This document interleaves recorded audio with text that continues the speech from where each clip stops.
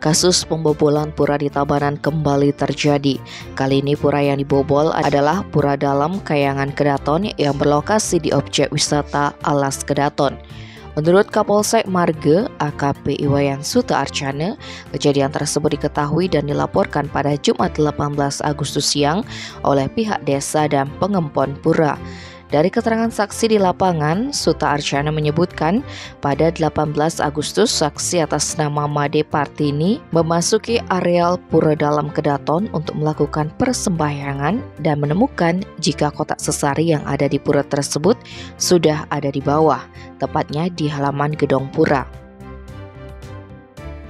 Selain itu, pintu gedong juga ditemukan dalam keadaan rusak. Melihat kejadian tersebut, saksi Partini keluar pura dan meminta bantuan. Di Jabu Pura kemudian bertemu dengan saksi lainnya yang selanjutnya melaporkan kejadian tersebut kepada klien dinas dan diteruskan ke Babinsa Desa Kukuh. Dari pemeriksaan lokasi yang dilakukan Polsek Kukuh, ditemukan pratime yang ada di Pura Dalam Kedaton masih utuh. Namun sebanyak 33 keping uang kepeng dan 1 buah batu pedagingan yang ada di gedong pura dinyatakan hilang.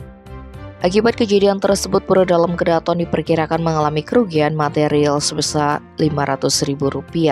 Dilanjutkan Suta Arcana, pelaku memasuki area pura yang tidak terkunci.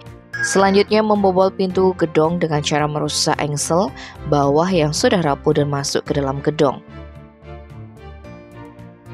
Tim Bali Express melaporkan.